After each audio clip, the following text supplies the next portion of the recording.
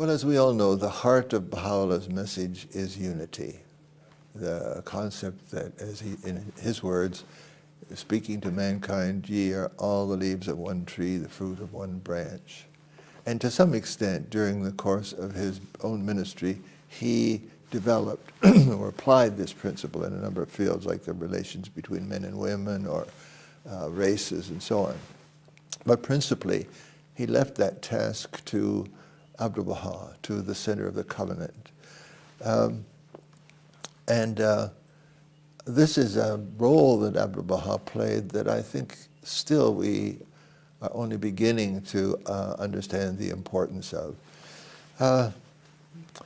For example, if you consider past history, that the story of human beings in the past could hardly be termed the story of humankind.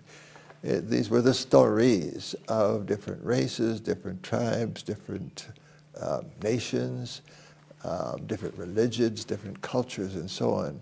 But you could not truthfully say that there was, throughout those 6,000 years or so, there was something you could have called humanity, nor indeed were people, many of these people, prepared to see themselves that way.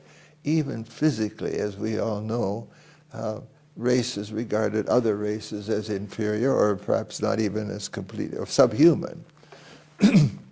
But particularly was this true of the actual world in which the human soul lives, the rational soul of man. The rational soul of man lives, as we know, not just in the physical world that his body occupies, but he lives in a world of intellect, he lives in a world of emotion, aesthetics, of morality, spirituality, and so on. That's the real culture, where humanity finds its real identity. And therefore there were many, many identities. Because the cultures of mankind throughout what we today call mankind so easily were, as the Revelation of St. John suggests, they were isolated continents. People were separated from one another, and they were separated by choice. They felt quite happy to be separated from one another. This was the conditions of mankind when Baha'u'llah appeared. And it's the recognition of this historical reality that we have to appreciate as the background for our attempt to understand the mission of Abdu'l. Baha'u'llah, in making his covenant, essentially made the covenant with Abdu'l because there was no one else on earth. There was no other fully human being with whom he could have made that covenant. And Abdu'l commitment under the covenant was to bring into being that humankind, to bring into being, in his words, a new race of man. And he would do this by unfolding and applying the teachings of the manifestations of God for the manifestation of God for this age. And this is what he succeeded in doing. He created, for those who wanted to embrace it, he created a universal identity.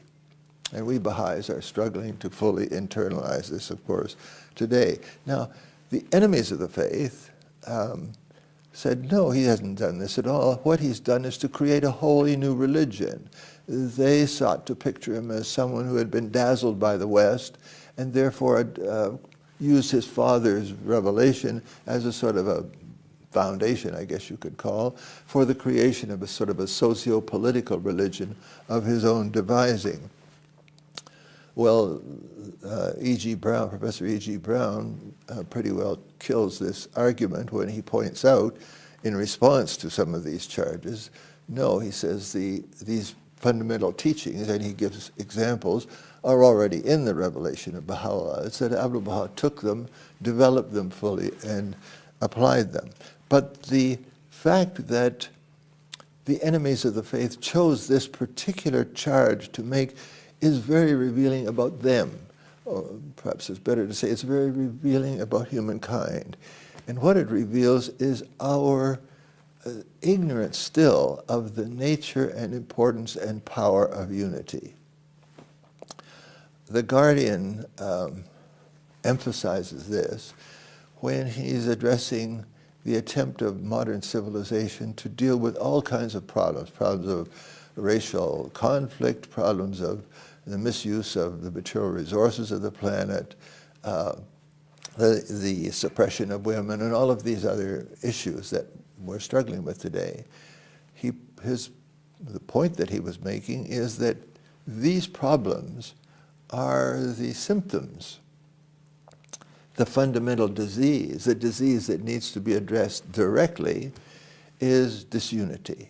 Because once unity is created, then the other problems become solvable. Without the establishment of the unity of humankind, these problems are not going to be solved, because all of the problems that we're facing today in our world are global. You know, we went through periods of history where we were concerned about principally our national problems or our national identity or whatever the case may be. But today we're living in a world where economic difficulties suddenly sweep across the whole planet. Same thing with the consequences of environmental difficulties, or the breakdown of moral principles. Whole populations, refugee populations, sweeping back and forth across the planet, creating problems that you cannot isolate in any one particular country or one particular society. Now, we Baha'is, we've learned to love Abdu'l, to appreciate Abdu'l in terms of the example he provides, in terms of the love and encouragement that he provided to the followers of Baha'u'llah. We've done the same thing with respect to the institutions whose nature is spelled out and authority is assigned quite clearly in Abdu'l-Baha's Will and Testament. But we have to increasingly learn to appreciate equally deeply the particular evolutionary role that Abdu'l-Baha's mission played in the history of the Baha'i faith. When I say played, I mean it set it in motion, and the basis upon which it was set in motion, the writings of Abdu'l-Baha, the Will and Testament principally, indicate, of course, that influence will continue on throughout the Baha'i dispensation. Abdu'l-Baha, you could say, almost introduces us to the whole concept of the evolutionary principle as it applies to the spiritual life of mankind and to the development of civilization. Why is that so important? Well, we now recognize that we have reached a point in the history of the planet where we are seeing the disintegration, the breakdown of civilization itself, principally Western civilization, but since it is one world now, is one planet now, the breakdown of those other cultures that have been profoundly influenced by Western civilization and have tried to adapt themselves to it. And the challenge to us as Baha'is is that we are going to need a far deeper understanding, a far deeper capacity to internalize the teachings of Baha'u'llah if we're going to be of any earthly use to the rest of humankind, which is, after all, the mission that Baha'u'llah has given us. And this understanding will come only through, obviously, first of all, the guidance of the leadership that the Master established for us. The guardianship, which defines for us the nature of reality in the Guardian's interpretation of Baha'u'llah's purpose and Abdu'l-Baha's writings, and today the Universal House of Justice, whose the protection of whom from error applies to the decision-making that's necessary for the global functioning of the Baha'i community now and throughout the centuries or millennia, perhaps, that are yet to come. And that, in turn, means a process of learning that is going to be the very essence of the development of the Baha'i community, a process of through learning, a process of developing capacities that are latent in us, but that must be brought to the surface fully. These are moral capacities, intellectual, organizational, capacities of even aesthetics, for that matter, because the manifestation of God, whom we believe in and love, has called himself the Blessed Beauty. So it's not only the organization and the transformation morally of society, but there must be the power of beauty must suffuse that result as we gradually learn to make that possible. And this learning is going to, in turn, to drive the development of the evolution of the Baha'i community and the evolution of our own thought. And so the challenge to us is to be open, because, human beings resist change. Change is not what we want. We get a comfort zone and we want to stay there. That's exactly what we are going to have to, that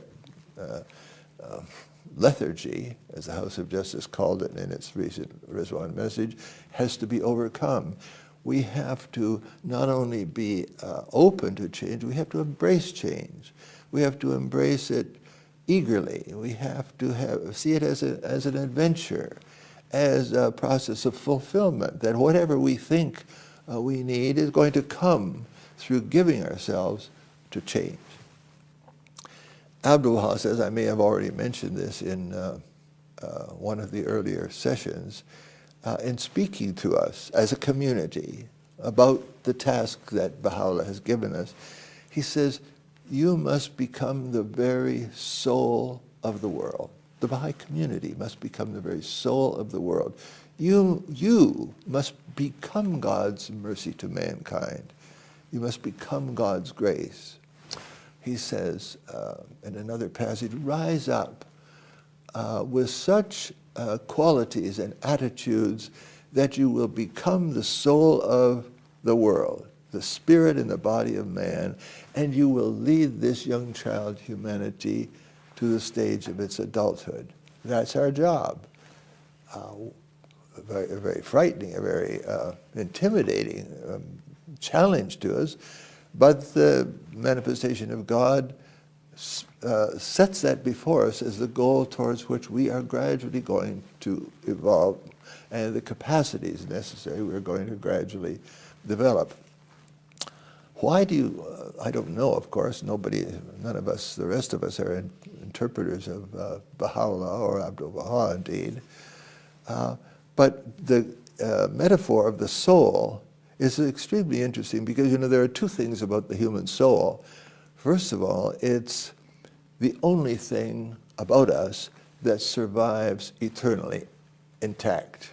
The body and everything related to it dissolves, and the parts of it and so on break up, and so do the molecules and so on. But the soul is eternal. The soul endures. The second thing about the soul is that it is the only thing about us that connects us with God, that connects us with the spiritual world. And then you look at the aptitude of this particular metaphor for the role of the Baha'i community collectively in the fortunes of mankind. First of all, its unity. It is the only association of human beings, not only in the world today, but ever in the whole history of this planet, that has remained absolutely united. It is one single body. It has no sects, it has no factions, it has no parties, and all the efforts to introduce these breaks, which had succeeded always in the past, have failed. And they will always go on failing because the covenant has demonstrated its capacity to ensure this. The second thing about the Baha'i community is that it is the only phenomenon in civilization today that is in direct contact with the will of God, because it is the only community of people who have recognized God's message for today, God's plan for humanity and the principles that must guide this. And so when he says, when Abdu'l challenges us to become the very soul of the world, he's speaking about a capacity that is demonstrated in us. We have this capacity, but to realize it is going to take us through stages, some of which may be very, certainly intimidating to us, some of them may be very frightening. But that's the process of evolution, and it's a process that is at the very heart of the cause of God.